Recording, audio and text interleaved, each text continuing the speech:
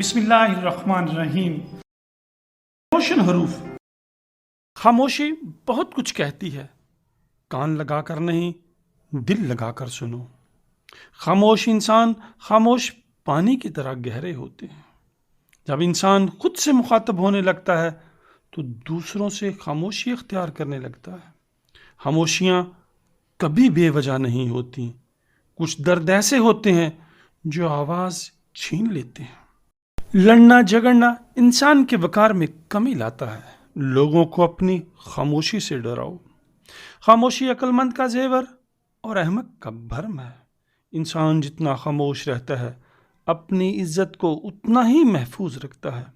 صبر، خاموشی اور لا تعلقی بہترین انتقام ہے۔ کچھ سوالوں کا جواب صرف خاموشی ہوتی ہے اور خاموشی بہت خوبصورت ہوتی ہے۔ اپنے خلاف باتیں خاموشی سے سنو اور جواب کا حق وقت کو دے دو، آپ سرخرو ہو جاؤ گے۔ خاموشیاں بے وجہ نہیں ہوتی، کچھ خاص ہوتا ہے جو برداشت کیا ہوتا ہے۔ جو انسان تمہاری خاموشی سے تمہاری تکلیف کا اندازہ نہ کر سکے اس کے سامنے زبان سے اظہار الفاظ کا ضیاع ہے۔ ہمیشہ اس وقت بولیں جب آپ کو احساس ہو کہ آپ کے الفاظ جو آپ کہنے جا رہے ہیں آپ کی خاموشی سے زیادہ خوبصورت ہیں۔ ہر خاموشی ہاں نہیں ہوتی، کوئی گلہ بھی ہو سکتی ہے۔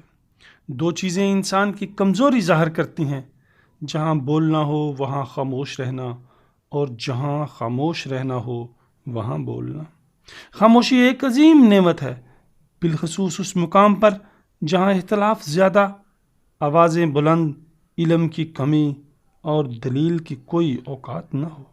خاموشی ایک بہترین ہتھیار ہے، خاص کر جب آپ جاخلوں میں گرے ہوئے ہوں۔ کیا آپ کی گہری خاموشی کسی کو یہ بتانے کے لیے کافی نہیں ہے کہ اس نے کچھ اچھا نہیں کیا؟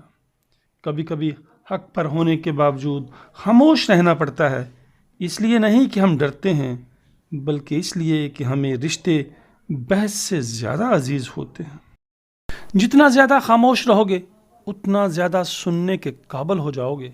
جب درد ایک حد سے زیادہ بڑھ جاتا ہے تو انسان روتا نہیں، خاموش ہو جاتا ہے۔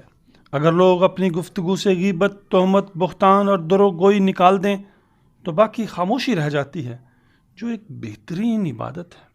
جب احساس خاموش ہو جائیں تو ضمیر مر جاتا ہے، اور یہ وفات ہے جس کی خبر نہیں ہوتی۔ جانتے ہو اذیت کیا ہے؟ کہنے کو بہت کچھ ہونا مگر خاموش رہنا۔